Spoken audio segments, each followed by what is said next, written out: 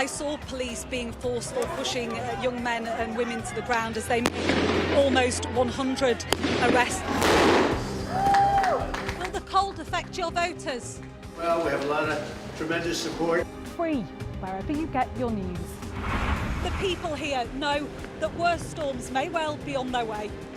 I'm Martha Kellner and I'm Sky's US correspondent based here in Los Angeles.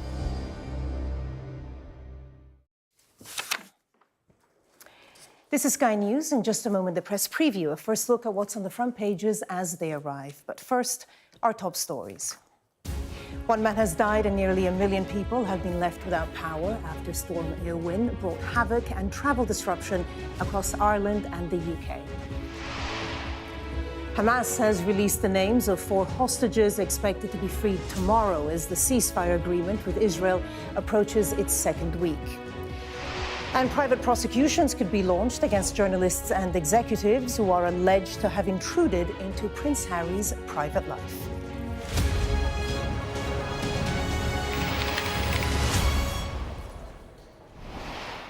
Hello there, you're watching the press preview, a first look at what's on the front pages as they arrive. It's time to see what's making the headlines with political commentator Tim Montgomery and Zoe Williams, columnist at The Guardian. They'll be with us from now until just before midnight. Welcome both. So let's see what is on some of those front pages. Well, The Guardian leads with the police's fight to access the web history of Southport killer Axel Rudukubana, access which the police still do not have. The lead story on the front of The Telegraph reports that Sir Keir Starmer prevented the judge from handing the Southport killer a whole life sentence. Disgrace to cut our winter fuel pay is on the front of The Express, as a veteran who lost his winter fuel payment is now relying on strangers' generosity to keep warm. The Eye leads with a warning that opening up the NHS to private firms will be the price of a trade deal with Donald Trump. In the business world, the Financial Times leads on how businesses are cutting jobs at the fastest pace since the financial crisis. The Daily Mail is also highlighting the growing number of firms on the verge of collapse. Rachel Reeves claims the UK needs some of Donald Trump's positivity and optimism to help turn the country's economy around. That's on the Times. The Daily Star reports on how secret papers on JFK are due to be revealed by Donald Trump. The Mirror has revelations about the suspect in the disappearance of Madeleine McCann on its front page. And The Sun reports that Jude Bellingham has a new partner. And we are joined tonight by Tim Montgomery and Zoe Williams. Great to see you. And it's interesting how still, not even a week after the inauguration, Donald Trump, in one way or another, is still impinging or touching on or influencing our domestic agenda. You know, we can pick the word we like. So let's start with the front page of The Times.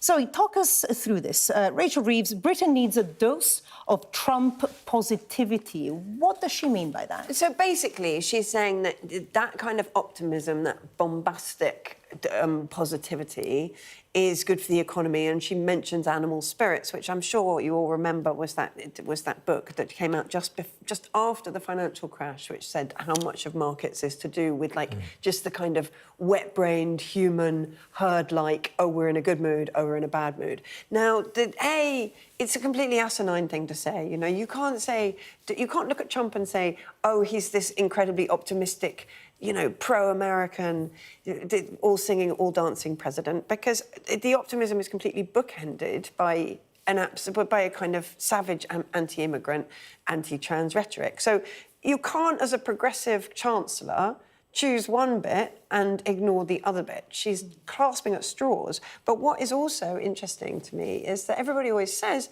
that, you know, both Rachel and the rest of the cabinet are always saying growth, growth, growth, growth, growth, as though you can conjure it into being just by saying it a lot of times. But they don't have a theory of growth. And it looks like her theory of growth is Animal Spirits, which even the authors of the book and even the originator of the phrase never thought was an actual theory. Yeah. Well, Animal Spirits has a sort of much longer history than that. You know, Keynes talked about. Yeah, I think he made it up, right? He did, yeah.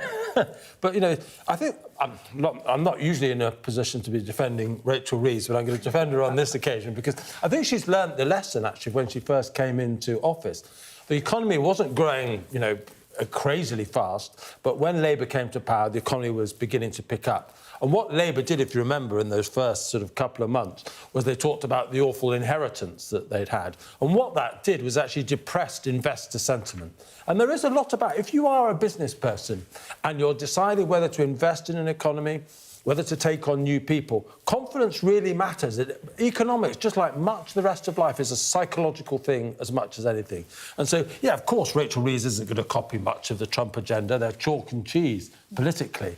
But that basic idea, if you look at the investment that's poured into America in the last couple of months since Trump was elected, just on the basis of he's got a plan, he knows where he's taking America, whereas in Britain, you know, it's been mixed messages. And so there is a lesson, I think, that Rachel Reeves is rightly learning from Trump. I need to disagree with some of that because it's not just about optimism. It's not just about instinct. It's not just about gut. The fact is, the reason markets don't have a lot of faith in the Labour plan is that it doesn't really have much. They don't look as though they can fund themselves. Well, I'm not going to disagree with you on that. Yeah. And so it's just very. It just seems to me to be very naive to suddenly say, well, if everybody just cheered up, we'd all be fine. And if well, I don't think anyone's saying that, but I think being positive about Britain is a start at the very least. Furthermore, this whole thing, they had to say, I think, what the Conservatives had left them. You know, this kind of.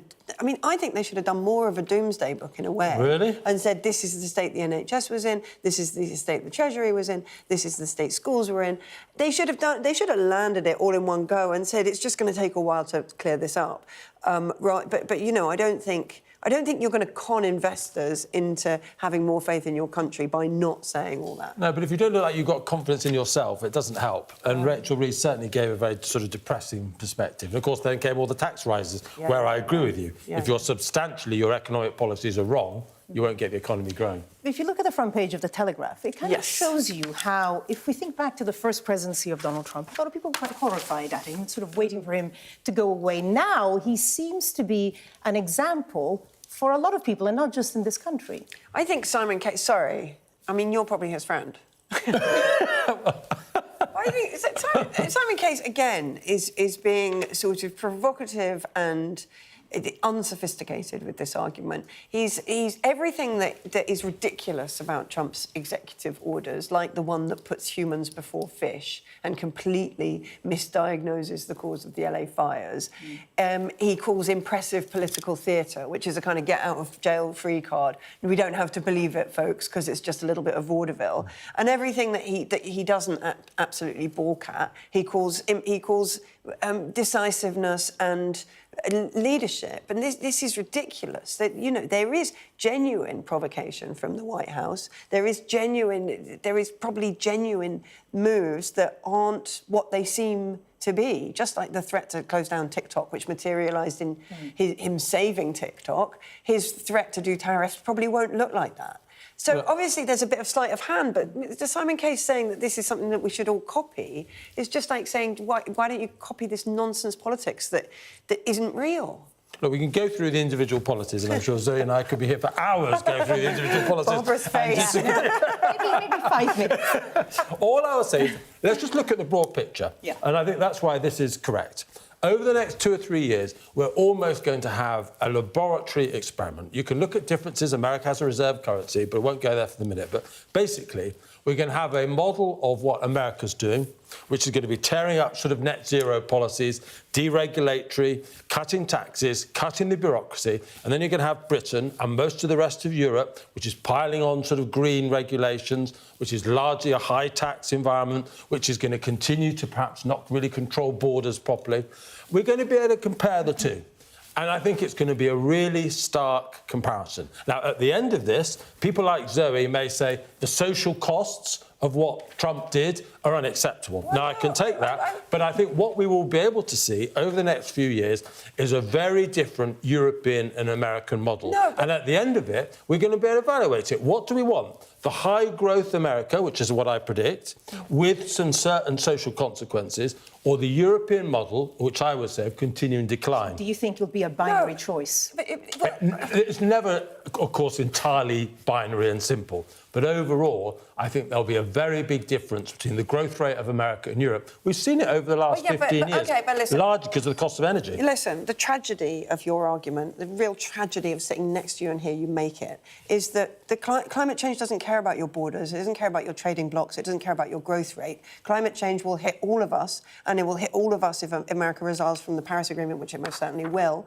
and the drill, baby, drill agenda will accelerate something that we know is going to be hideous. So, you know, I don't think in 5 or 10 or 15 years we'll be sitting there going, oh, wow, they got 4 points of growth, 4% growth a year and we got 1.2. I think we'll be sitting there going, oh, my God, I really miss when we thought we could stick within 2 degrees of warming. And it's absolutely ridiculous to have this conversation as though that weren't true. Yeah, well, unfortunately, as long as China carries on burning fossil fuels at the rate it plans to, what we do in Europe and America doesn't really matter. No, that's absolutely not right. I mean, the 90s called and they want their argument back. That is not right. OK, so go back to 2025, just because we need to move on. And there's a story that, I mean, you know, it was such a busy week internationally, but we had this horrific story back here in the UK, of course, the Southport killings, the lovely little girls, Elsie, Alice and Bibi, and Axel Rudukubana, who pleaded guilty to all 16 charges and was sentenced to 52 years. If we look at the front page of The Guardian, Southport killer, police in fight to access web history. Now, there's more about this case in other papers, but Zoe, start us off on this, please. Basically, it appears that Rudukubana deleted his history 10 minutes before he left the house. So they had reason to suppose that there would be things that they could find that were incriminating and instructive and perhaps preventative of similar radicalisation, similar, you know, kind of a creation of monsters. They really do want to see what that search history was.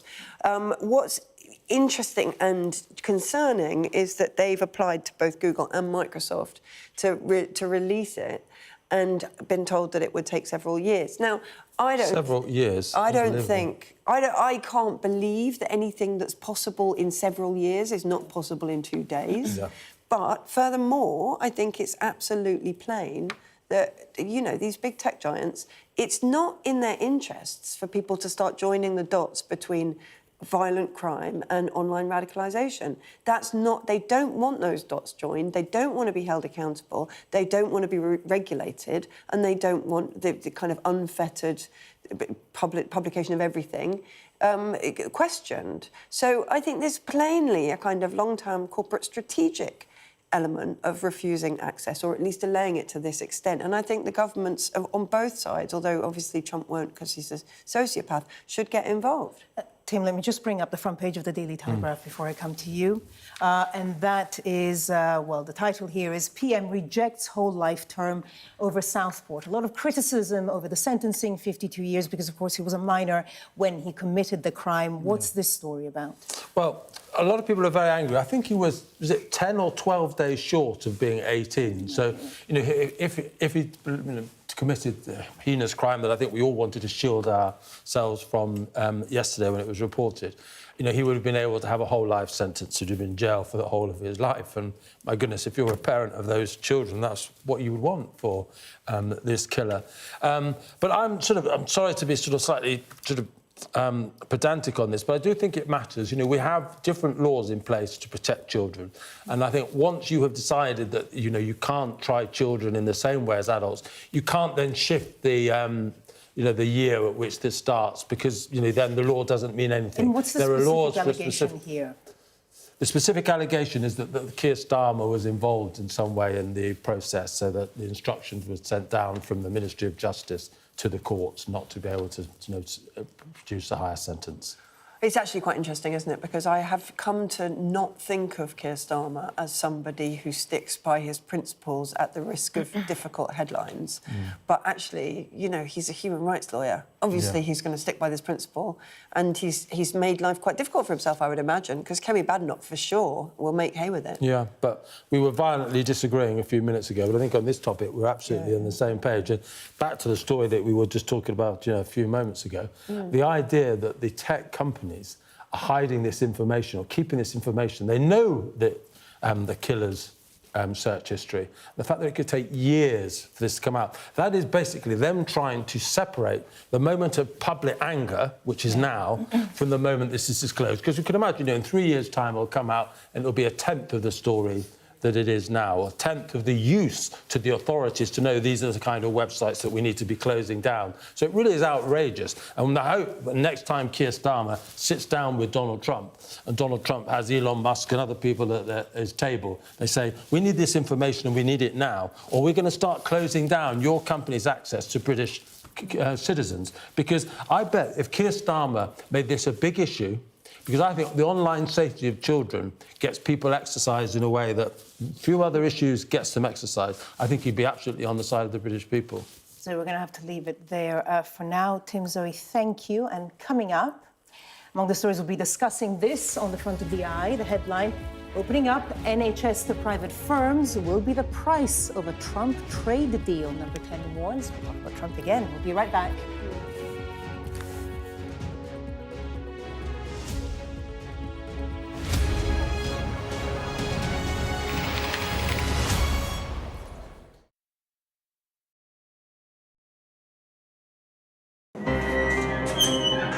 We've come to one of Moscow's Cold War bunkers. It was built as a top-secret command centre. Being here really feels like you're stepping back in time. I'm Ivor Bennett, Sky's Moscow correspondent. A show of military might and menace. Courage, bravery and sacrifice will win the day. It's a new subject. They'll learn about combat drones and some how to handle a Kalashnikov. The Kremlin continues to put forward its own version of events, both present and past. There's no mention of the fact that Russia invaded its neighbour. That's rewriting history, isn't it? Now we have to read it carefully. Vladimir Putin put forward his plan for a ceasefire in Ukraine, telling Kiev, pull out of your eastern territories and the war will end. Why should the West trust you?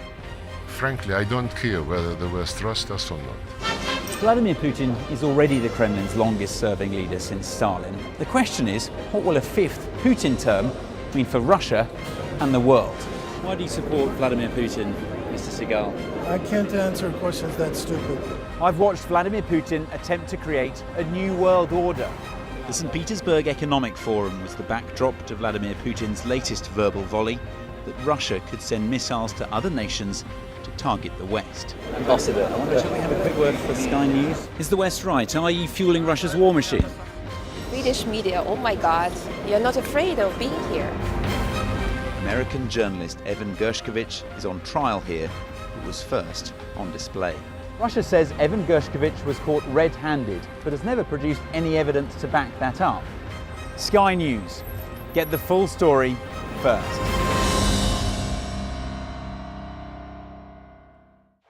Saturday, exclusively on Peacock. Two clubs aim desperately to climb up the Premier League table. It's a chance for Erling Haaland, just phenomenal. Manchester City. And that's a beautiful finish. Chelsea. This is the Premier League. Saturday, only on Peacock.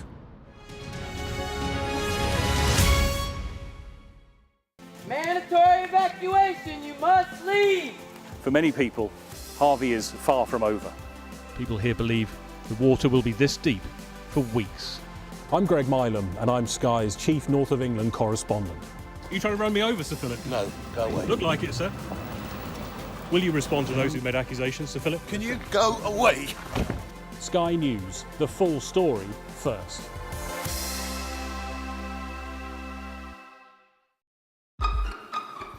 We've got your Sunday mornings covered. From the front page and the sounds of the streets to the voices of the people who make the major calls and big picture politics beyond Westminster. We'll put you at the heart of our story. I'm ready. Are you? Join me, Trevor Phillips, Sunday mornings on Sky News. I'm just saying, it wasn't. Guys.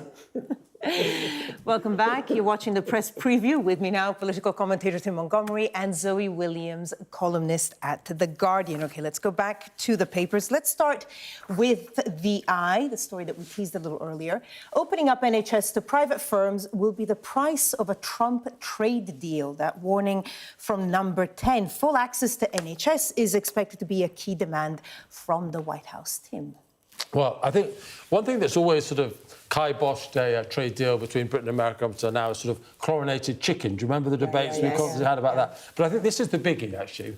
I think if the Trump administration wants access to the National Health Service, you know, it is still, although we don't revere it in the same way that we used to, the NHS still has a very special place in British hearts. And I think if there's any sort of sense that that evil Trump, as a lot of British people see him, not me, to think that he gets hold of the NHS, I think that will make a trade deal very difficult. There's something lost in the translation in this story because, A, there's already a huge amount of social care provision that's been opened up to American markets, and they do a frankly swinging job of it and charge social care organisations, I mean, local authorities, basically, huge amounts of money for this residential care. But councils and presumably the NHS can choose who to do their procurement deals with. So, A, even if the market's open to the Americans, they don't have to take the drugs from the Americans. It's the way the procurement system is set up, that it can become hard to deny if the contractor... It's slightly complicated by the fact that we've left the EU, because there used to be rules about you could prefer a contractor or a supplier that did kind of pro-social things. Well, we can still choose to have whatever rules we want. But finally, there's a line in this that says they want drug companies want access for their higher cost drugs. The NHS has absolutely no obligation to pay over the odds, or indeed... I didn't quite understand that myself or indeed buy any drugs that they don't want to buy. So I feel like somebody's briefing out of turn, and I don't know who it is. Let's move on to The Guardian. And another big story today, Storm Win. The headline there, you can see that picture there, absolutely staggering. More than 1 million left without power as 100 miles per hour gusts hit UK and Ireland. And of course, there's also been one death due to the storm. Tim, we seem to be getting, without going down the climate change, we do seem to be getting more of these kinds of extreme storms. Yeah, the good thing, though, is, you know, one death is always one death too many, but people do seem to be listening to the red warning that came from the Met Office overnight. People do seem to... Sorry, I thought you were going to say red wall. And I was like, the red wall did not do this. No, the red weather warning or whatever it was. And that's good, because there have been cases, particularly in Florida and America, where these warnings have come through, where people have ignored the warning and I'm afraid the loss of life... And we had Valencia as well, when the warnings didn't come. Absolutely, yeah. So, well done, you know, Britain, in a way, for listening to the Met. The Met seem to be very accurate in their forecast. You see some of these images that Sky's been reporting all day. They've been absolutely awful. Some people listen too carefully, though, because my friend lives in Troon in Scotland, and they heard the Morrisons were going to shut. So everybody panic bought everything in Morrisons last night. Yeah. And then, you know, well, that's no good. Nobody wants 18 eggs. Isn't it toilet rolls people stock up on, most of all? That's what happened during COVID, wasn't it? Not quite there yet. Final story, Daily Express, on the front page. Keep going on. Princess Royal admits retirement not an option. Zoe's royalty moment is now about to begin. Go on. It is the only royal I'm going to get out of bed for. No, Princess Anne is... I was on the trustee board of a charity she's patron of called the Butler Trust, where she goes around prisons. And number one, she's incredibly good at talking to prisoners. It's just a pleasure to watch. She's she's so interested, and she gives no hint of any social distinction between them. So she's like, and how are you? It's really funny. And number two, she's always dressed exquisitely, as you can see, in this multi-lavender outfit. Yeah, she's got really great royal taste, I have to say. OK. Yeah. We agreed. We love Princess Anne. Love her. There you go. And note of agreement to end on. Tim Montgomery, Zoe Williams, we're going to have to leave it there for now. I'll see you again in the next hour. Now let's take a look at the weather. Storm Airwin will clear to the northeast of Scotland, taking the strongest winds with it, but further bouts of wet and windy weather will affect the UK this weekend. The earlier red danger to life warnings have now expired, but a number of weather warnings are still in force, including an amber wind warning for northern Scotland and yellow wind warnings elsewhere. There are also yellow snow and ice warnings for parts of the UK as temperatures drop following the storm's clearance. Friday's rain, hail, snow and very strong winds will clear the far north of Scotland during Saturday morning. Otherwise, it's a cold start with a risk of ice where we've had overnight showers. And that leads into a chilly but quieter day with plenty of sunny spells. Brisk winds in the north will feed in scattered wintry showers with some hail and thunder mixed in. A band of showery rain will push into Western Ireland around lunchtime. Coming up next on Sky News at 11, we'll bring you all the latest on Storm Airwin, which has left one person dead.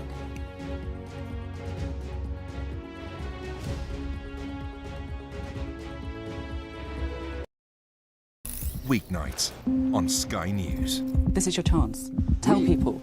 Welcome to the Politics Hub. Our police force has apologised. If you want to find out about Grimsby, you come to the docks. I'm live in Jerusalem. Are you not concerned that that could lead to all-out war? Hello there, good evening. There are fears of an upsurge in violence. What's at stake here? You are watching the press preview, a first look at the front pages as they arrive.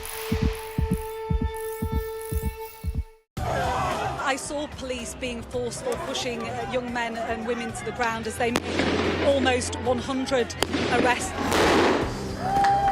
Will the cold affect your voters? Well, we have a lot of tremendous support. Free, wherever you get your news. The people here know that worse storms may well be on their way. I'm Martha Kellner and I'm Sky's US correspondent based here in Los Angeles.